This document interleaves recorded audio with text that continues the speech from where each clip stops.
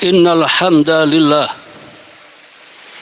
nahmaduhu wa nasta'inuhu wa nastaghfiruh wa na'udzu billahi min syururi anfusina wa min sayyiati a'malina. May yahdihillahu fala mudilla lahu wa may yudlil fala hadiyalah. أشهد أن لا إله إلا الله وحده لا شريك له وأشهد أن محمدا عبده ورسوله فأصلي وأسلم على محمد وعلى آله وأصحابه أجمعين أما بعد فيا أيها المسلمون أوصيكم ونفسي بتقوى الله فقد فاز المتقون. قال الله تعالى في كتاب الكريم أعوذ بالله من الشيطان الرجيم قل إن كنتم تحبون الله فاتبعوني يحببكم الله ويغفر لكم ذنوبكم والله غفور رحيم. صدق الله العظيم. Ma'asyiral muslimin, jamaah Jumat rahimakumullah. Ada sebuah hadis sahih riwayat Al-Bukhari dari Anas bin Malik. Diceritakan suatu saat ada seorang laki-laki menghadap pada Rasulullah lalu bertanya,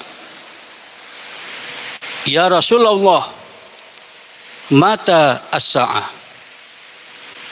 Wahai Rasul, kapan datangnya kiamat itu? Kemudian Nabi bertanya, Anda kok bertanya tentang kapan kiamat? Wa madza a'tatta laha? Apa yang sudah kamu persiapkan untuk menghadapi kiamat itu? Orang tadi mengatakan, "Ya Rasul, saya tidak menyiapkan apa-apa. Tapi saya benar-benar mencintai Allah dan Rasul." Para jamaah, ketika orang tadi mengatakan seperti itu, bahwa dia tidak punya persiapan apa-apa kecuali cinta kepada Allah dan cinta kepada Rasul, Nabi kemudian mengatakan, "Anta ma'a man ahbabta." Engkau akan bersama yang engkau cintai nanti di surga. Para jamaah, jawaban Nabi seperti ini didengar oleh beberapa sahabat saat itu. Dan semua sahabat, kata Anas bin Malik, bahagia dan sangat bergembira, luar biasa. Tidak pernah merasakan kegembiraan seperti saat mendengar kata Nabi, "Anta ma'a man ahbabta." Engkau nanti di surga bersama yang engkau cintai. Para jamaah, Anas bin Malik kemudian mengatakan, "Saya ini benar-benar mencintai Rasul. Saya ini benar mencintai Abu Bakar, juga mencintai Umar. Aku berharap besok di akhirat, di surga, bisa bersama Nabi, Abu Bakar, Umar. Walaupun aku sadar amalku tidak mungkin mengimbangi mereka." Para jamaah, itulah pentingnya cinta. Cinta seseorang kepada orang lain menyebabkan orang itu akan kumpulkan bersama dia. Kalau kita semuanya cinta kepada Nabi, kita akan dikumpulkan besok di akhirat bersama Nabi. Anta ma'a man ahbabta, kata Nabi. Engkau nanti akan bersama orang yang engkau cintai. Nah, para jamaah, persoalannya adalah cinta seperti apa yang bisa menyebabkan seseorang itu akan dikumpulkan bersama yang dicintai. Memang ada pernyataan kalau ada seseorang mencintai orang lain, dia akan dikumpulkan bersama dia di akhirat, di surga. Nah, cinta yang seperti apa yang bisa menyebabkan seorang itu dikumpulkan dengan dia di surga? Paling tidak ada 3 cinta. Yang pertama adalah cinta karena Allah Subhanahu wa Ta'ala. Para jamaah, dalam hidup dan kehidupan kita sehari-hari, kadang-kadang kita mencintai seseorang, mencintai teman, mencintai guru, mencintai orang tua. Ini yang masih hidup, dan juga bisa mencintai orang sudah meninggal. Cinta pada Nabi, cinta pada sahabat, bisa jadi seperti itu. Nah, tidak sedikit orang yang ketika cinta pada orang lain itu bukan karena Allah, tapi karena yang lain, untuk kepentingan-kepentingan tertentu. Misalnya, cinta kepada seorang yang menjadi bos perusahaan. Dia tunjukkan cintanya dengan maksud agar dia bisa direkrut di perusahaannya. Ada seseorang mencintai orang lain karena kecantikannya, karena ketampanannya, agar bisa menjadi pasangannya. Ada seseorang mencintai orang karena kekayaannya, agar dia dapat limpahan kekayaannya itu. Para jamaah, jika cintanya berhenti sampai di situ, tidak termasuk yang dikatakan Nabi, anta ma'a man ahbabta. Engkau tidak akan, seperti kata Nabi, engkau bersama orang yang engkau cintai. Lalu seperti apa? Cinta karena Allah Subhanahu wa Ta'ala.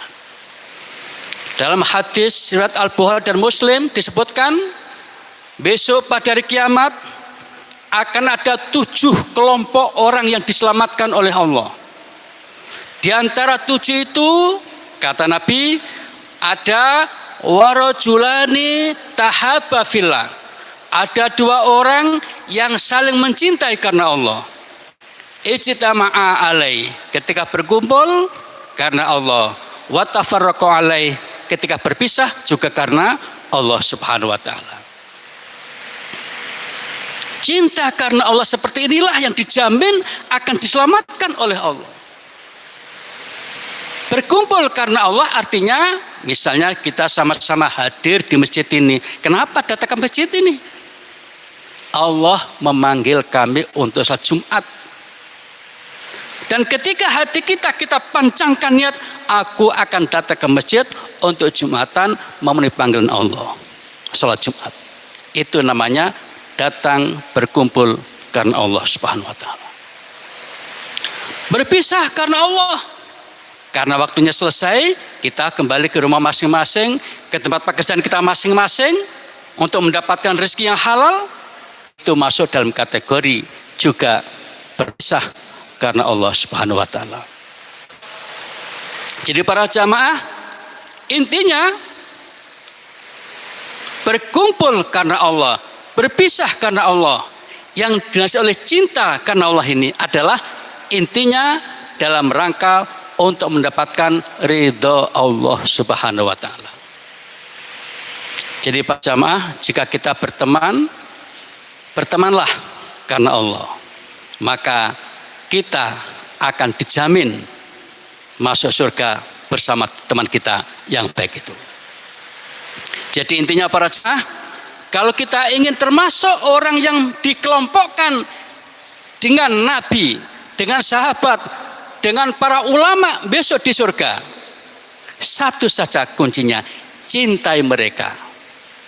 Dan cinta kita pada mereka adalah cinta karena Allah, cinta dalam rangka untuk mendapatkan ridho Allah Subhanahu wa Ta'ala. Kemudian yang kedua para jamaah, cinta dengan mematuhi, cinta dengan mengikuti, cinta dengan meneladani.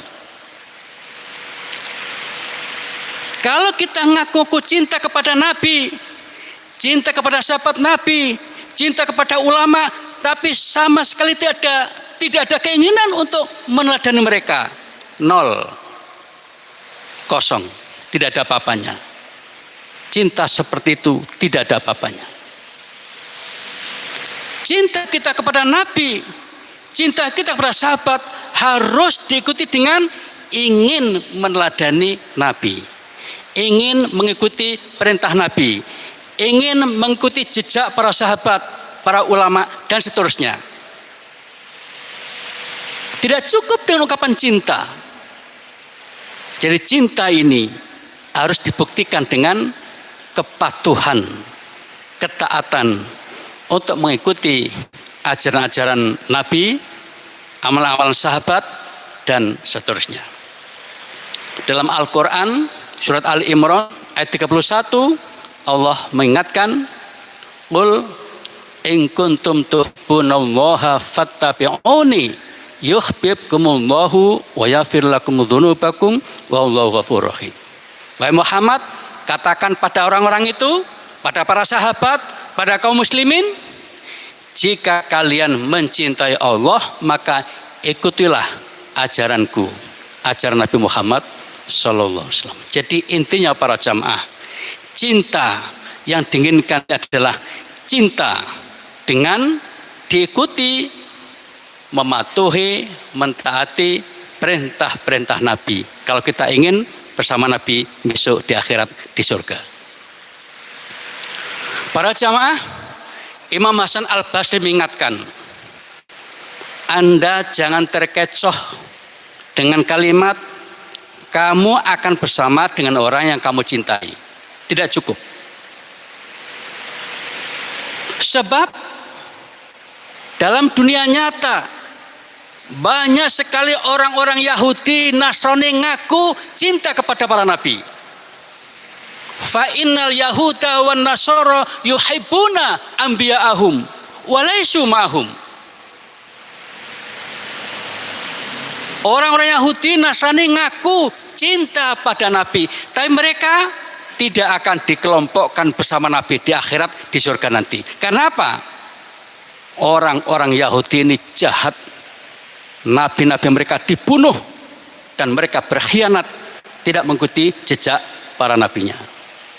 Jadi para jamaah, kalau kita ingin cinta dengan Nabi itu menyebabkan kita masuk surga dan bisa bersama beliau, maka ikutilah jejak Nabi, patuhi yang diperintahkan, jauhi yang dilarangkan. Kemudian yang ketiga para jamaah,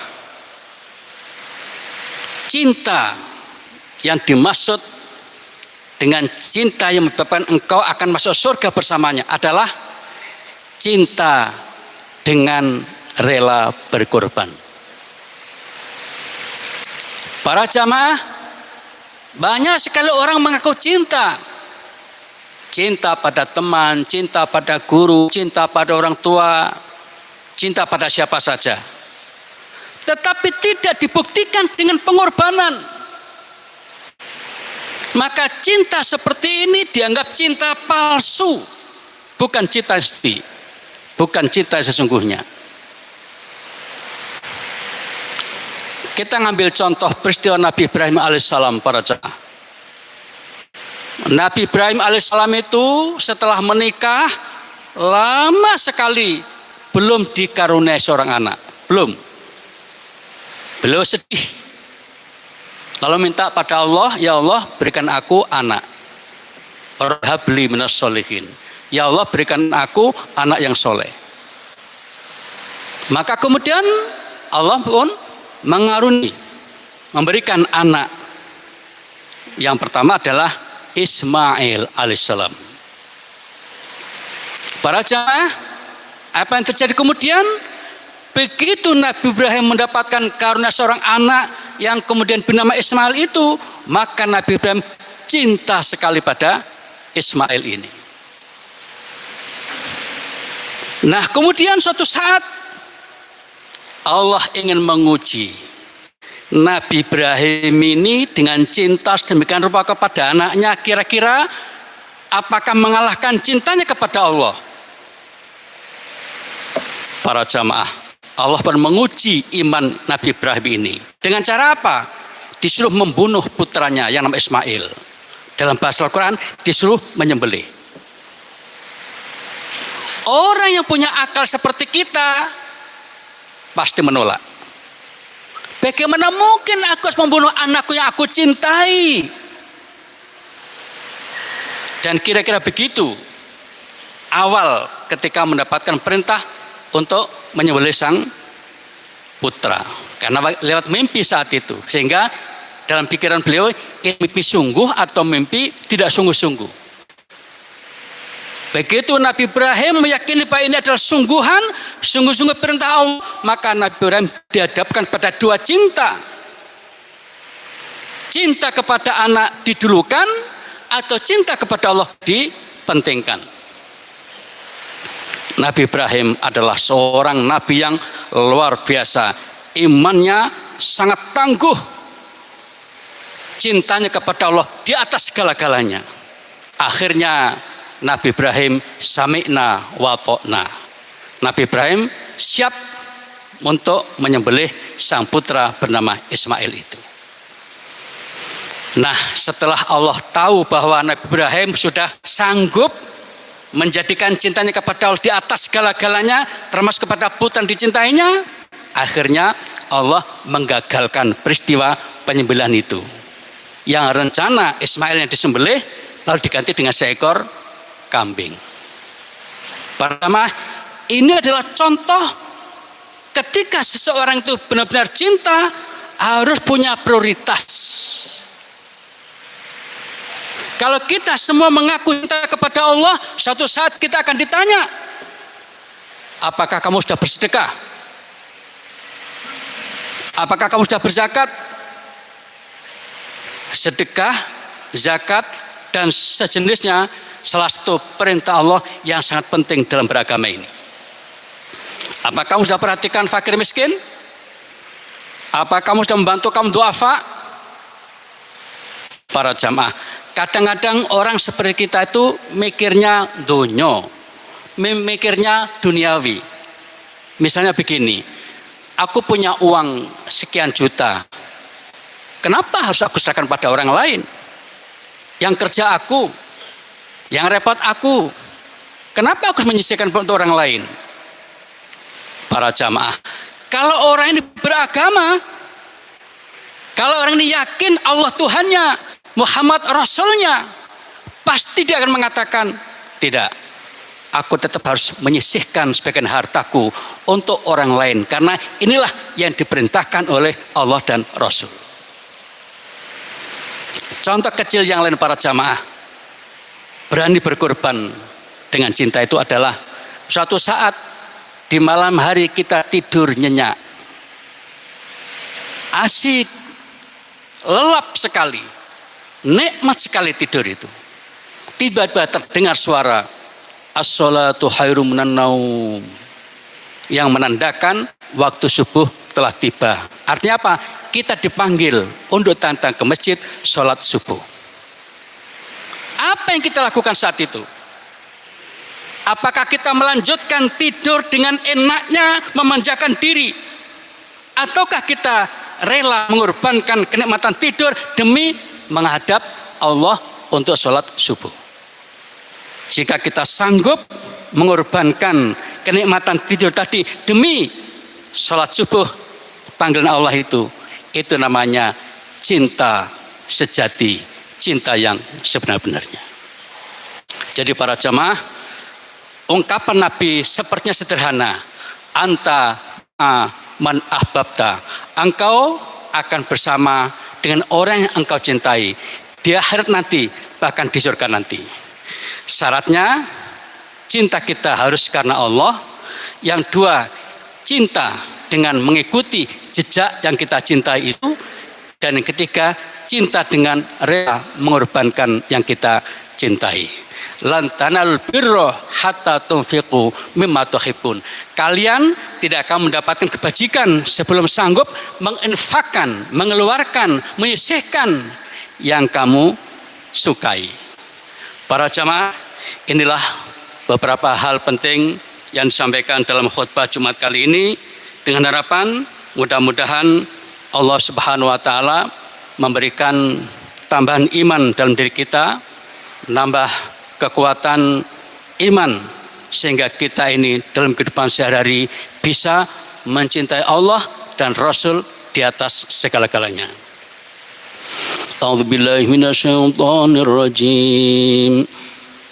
Qul in kuntum tuhibbunallaha fattabi'uni yuhibbukumullahu wa yaghfir lakum dzunubakum wallahu ghafurur rahim. Barakallahu li wa lakum fil Qur'anil Karim wa nafa'ani wa iyyakum bima fi minal ayati wadh-dhikril hakim wa taqabbala minni wa minkum tilawatahu innahu huwal ghafurur rahim. Wa qur rabbir warham wa anta khairur rahimin.